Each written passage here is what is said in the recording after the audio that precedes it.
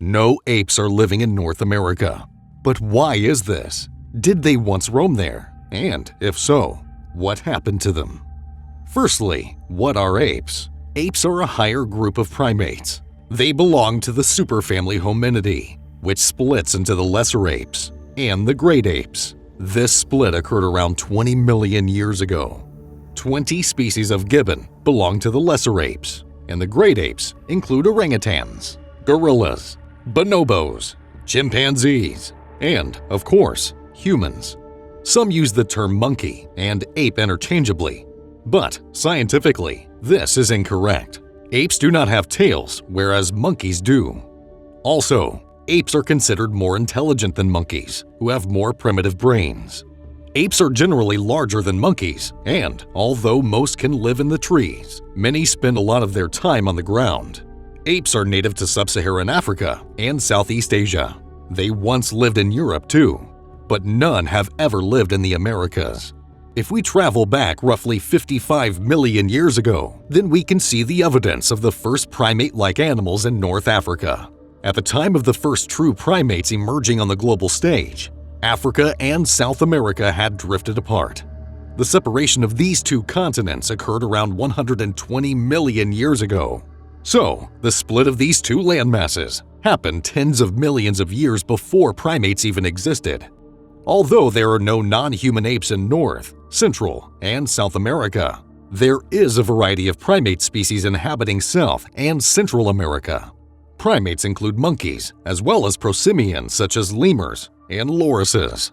Each South American primate is adapted to tropical rainforests. They include, but are not limited to, marmosets, capuchins, squirrel monkeys, sakis, spider monkeys, and howler monkeys. Collectively, these primates are known as the New World monkeys. They split from their relatives in Africa approximately 40 million years ago. Those in Africa are known as the Old World monkeys. It is generally accepted that all primates originated in Africa. So, how and when did South America's New World monkeys come to live there? Did any of these primates travel northwards to North America? Recently, scientists found the fossilized teeth of ancient primates in the heart of the Peruvian jungle. The teeth were dated back to 37 million years ago and were analyzed to have come from a lineage of African primates. Around this time in Earth's history, the ice sheets at the poles were formed. More and more sea was locked up as ice, dramatically lowering the sea level. The journey from Africa, across the Atlantic Ocean, to South America was about a quarter of the distance it is now. This would have made the journey slightly easier. The monkeys likely traveled across the open water on vegetation rafts that broke off from the African coastline during storms and drifted out to sea. There is a suggestion that back when the sea levels were lower, there were islands and atolls in the mid-Atlantic, which are now submerged. These could have provided refuge for the primates as they drifted westwards to the New World. The geographical separation of the two groups of primates allowed for evolution in isolation from one another. The New World primates adapted to the environment of South America, and the Old World primates to Africa and Asia. Monkeys developed and evolved in South America's tropical rainforests. For a long time, South America was cut off from the rest of the world. There was no connection between North and South America until the formation of the Panama Land Bridge. Before this, the wildlife in the South evolved in its unique way, similar to island continents such as Australia. But when North and South America became connected via the Isthmus of Panama 4 million years ago, there followed the Great American Biotic Interchange, where species could migrate between the two. Despite this, it seems most primates in South America remained there. They were well adapted to life in the rainforest. They must have had plenty of food and territory, with little competition, because it was rare for them to migrate northwards. Before the formation of Panama, there did seem to be some migration of primates into the north, perhaps by mistake. Crossing the open seas from the south to the north was no mean feat. They would have likely traveled unsuspectingly on floating rafts of vegetation, much the same way they did across the Atlantic from Africa. Scientists have discovered 21 million-year-old fossilized remains of a primate, similar to today's capuchins in North America. It is not known how long these primates lived in North America, though.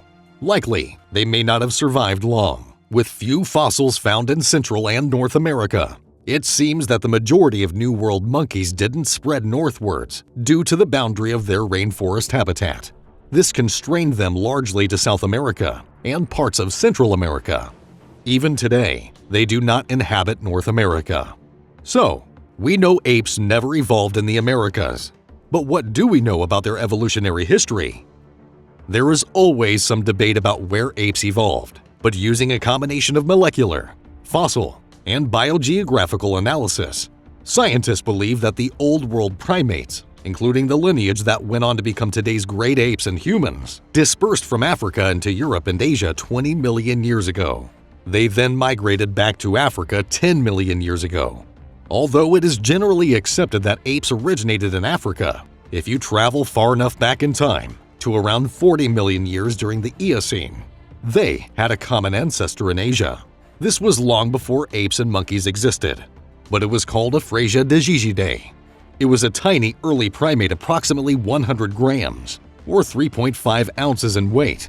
It is thought that this primate-like animal may have drifted to Africa from Asia over the open seas, much the same way the New World monkeys traveled to South America later on. From Africa, the apes that eventually evolved migrated. The fossil record shows that apes once lived in Europe, although there aren't any native apes living there today.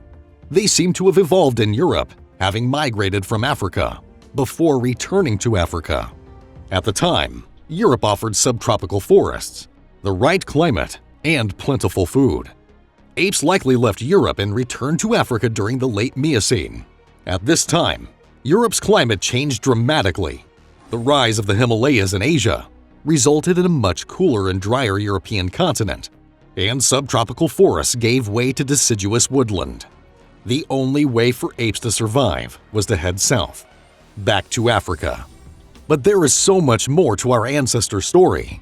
Scientists believe that apes split from the Old World monkey lineage around 25 million years ago. Around 20 million years ago, a primate emerged in Central Africa, which is thought to have been the link between monkeys and apes. It was known as proconsul, to which 4 species belonged. Its posture was similar to that of a monkey, but it lacked a tail, had an ape-like facial structure, and had the hand grip of an ape. It is debated whether this animal was the link between the two primates, but regardless, it is classified as the earliest known ape to have existed. Between 9 and 17 million years ago, apes from the genus Dryopithecus were living in both Africa and Asia. It is thought that all modern-day great apes are descended from this genus, and those living in Asia went on to become the orangutans that we know today, whilst those in Africa became the other great apes. While orangutans were evolving in Asia, so too was the largest ape to have ever walked the earth. Gigantopithecus stood at 10 feet, or 3 meters tall, and weighed up to 1,100 pounds, or 500 kilograms. It was a giant. It mostly fed on fruit, and whilst its huge size likely protected it from potential predators, it also led to its demise.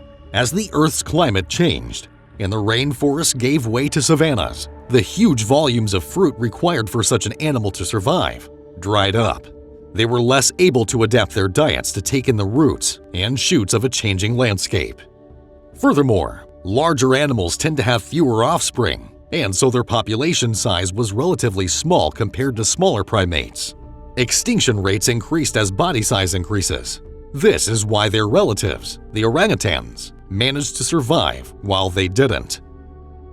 Although monkeys exist in South America, except for humans, no wild apes are living there. Here we ask the question, why are there no apes in South America?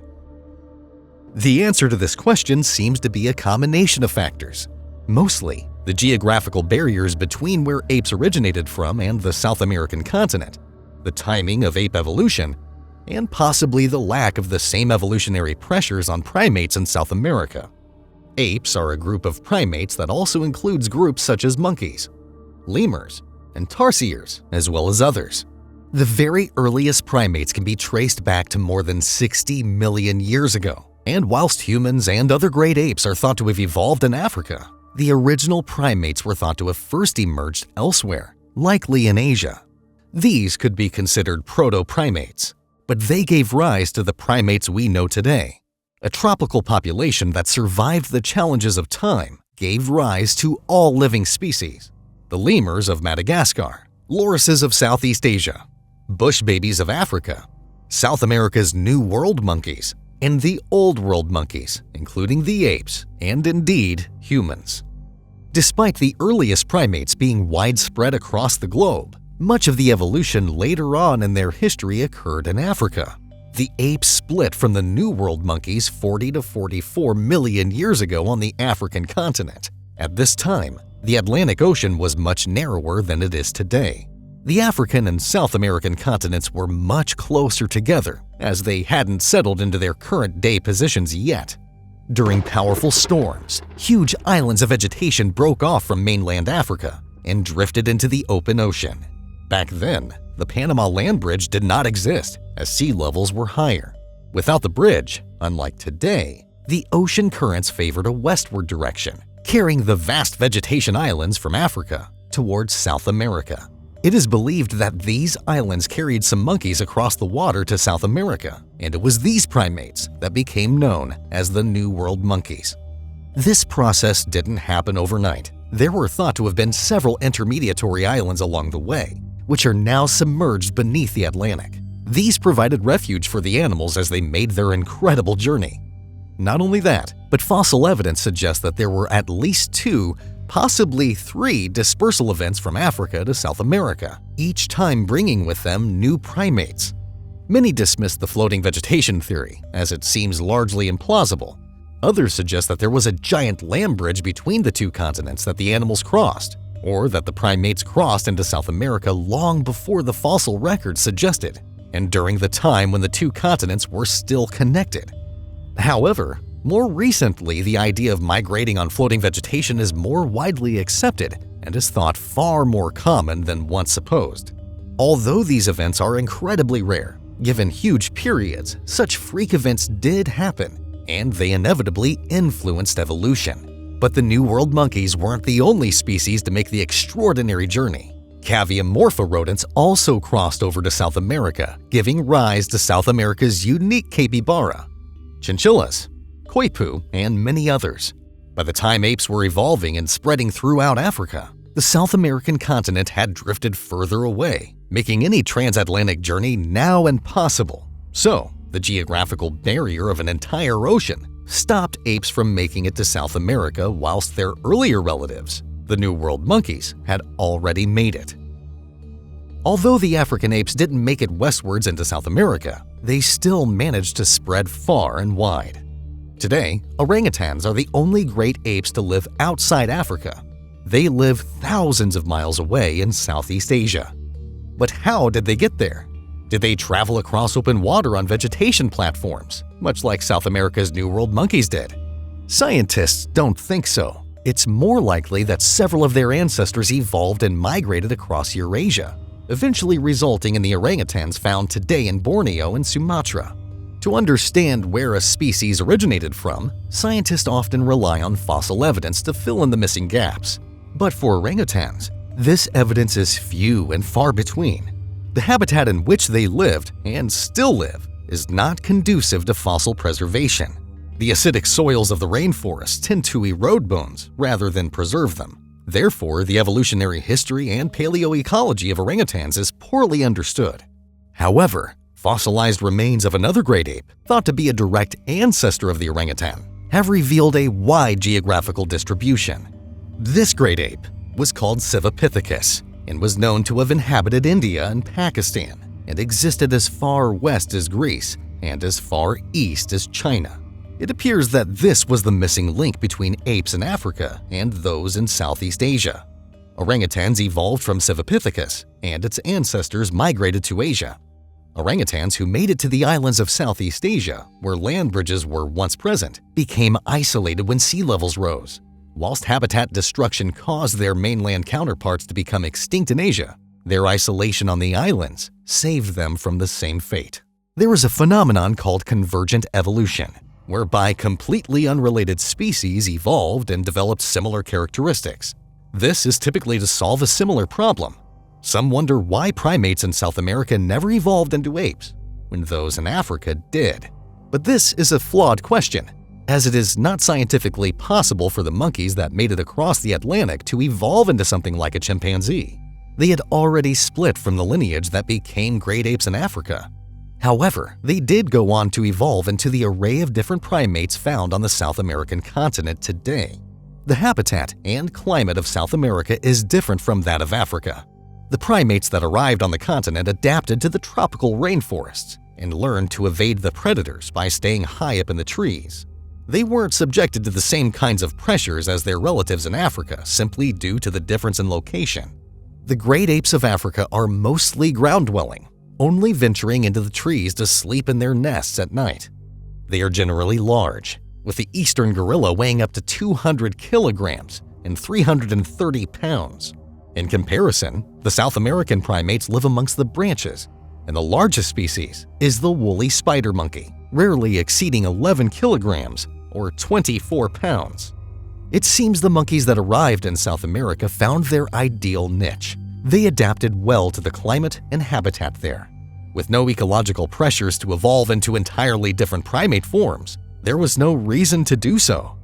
Evolution typically only occurs when there are benefits to adapting and changing to external pressures such as climate, predator or prey presence, changes in habitat, or disease prevalence.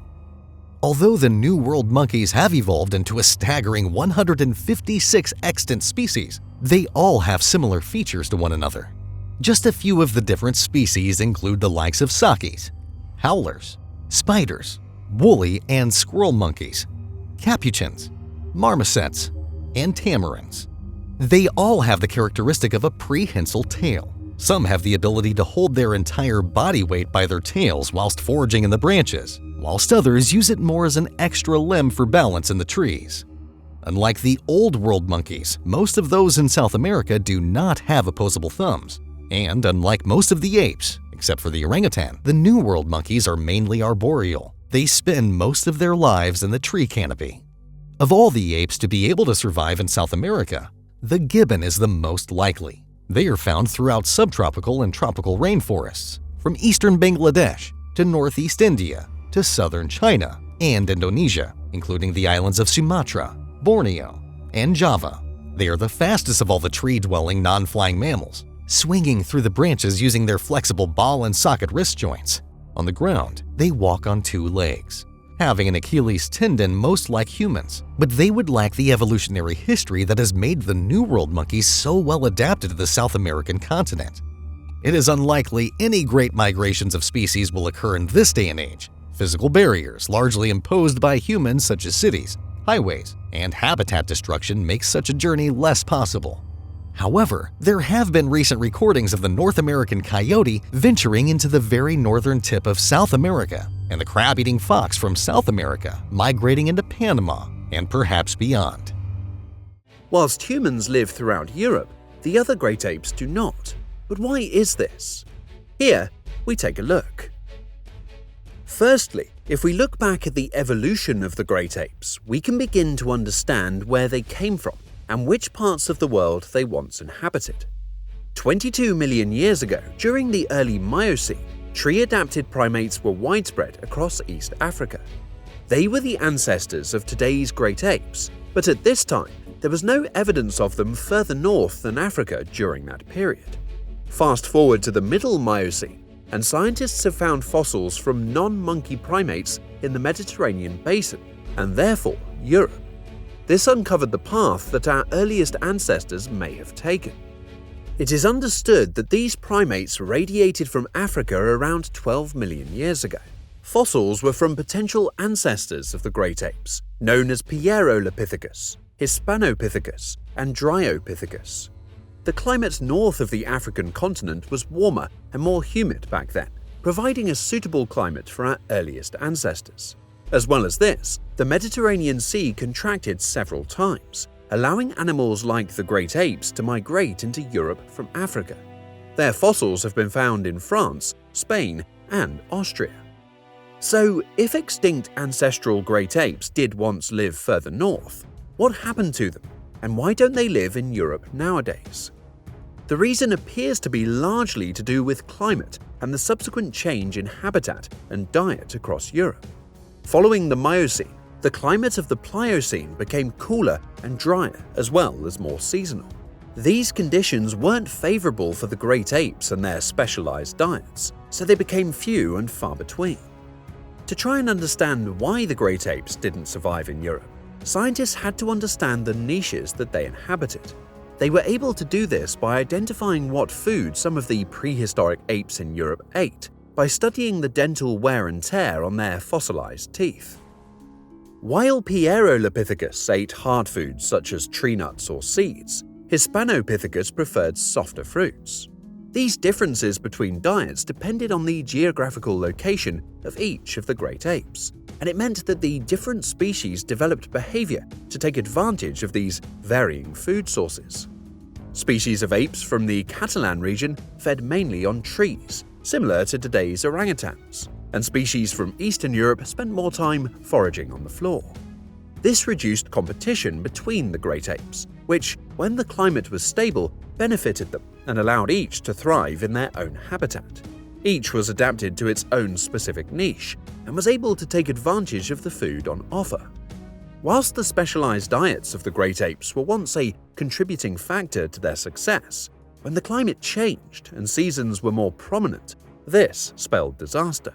Now, the vegetation upon which the great apes relied became fragmented. This resulted in food sources drying up and the great apes struggling to survive in Europe. Unlike some of the more adaptable species on the planet, it seems the great apes weren't able to make long-term changes to their diet, and so, with each of the diverse groups of great apes unable to adapt to different diets, they became extinct. In Central and Western Europe, the great apes became extinct between 12 and 9 million years ago, while species from Eastern Europe disappeared 7 million years ago. But those in Africa and parts of Asia thrived. Some apes that had made the perilous journey into Europe managed to migrate to Asia between 9 and 17 million years ago. These were the apes from the genus Dryopithecus and also the genus Civerpithecus. 3 species of Civerpithecus lived in the Asian rainforests. These were around 1.5 meters tall and had many physical attributes resembling those of a chimpanzee. However, their facial features were much more like the orangutans, taking on a more concave structure. They split their time between moving both on the ground and in the trees, and fed on a diet of savanna grasses and seeds. It is now believed that Civerpithecus was a direct ancestor of today's orangutans. While orangutans and their ancestors once inhabited a broad geographical range in Asia, ranging from Southeast Asia to China during the Pleistocene, they are now restricted to just a few small islands, namely Borneo and Sumatra. They made the journey to these islands when the sea levels during the Pleistocene were much lower and islands were joined to the mainland via spits of land. When the sea levels rose again, the populations of orangutans became isolated on these islands. Those on mainland Asia were outcompeted and died out, whilst those on the islands largely avoided similar competition and still survive to this day. So why weren't there any more migrations of the great apes out of Africa? Once the Sahara Desert formed across the north of Africa, it acted as a physical barrier for many species, preventing both the migration into and out of Africa. There is some debate about when this desert formed. Many scientists believe it was established 2 to 3 million years ago, during the time that spanned from the late Pliocene to the early Pleistocene epoch. However, the discovery of 7-million-year-old dune deposits throughout northern Chad suggest it may be older, having formed during the Miocene epoch, 23 million to 5.3 million years ago. So, there used to be great apes in Europe, but sadly, they no longer exist there. The changes in climate, habitats, and food sources all contributed to their demise there. But could they survive in Europe if they managed to cross the Sahara and migrate once more? There may be plenty of space for some of the great apes in Europe, but their habitat and diet may not be suitable.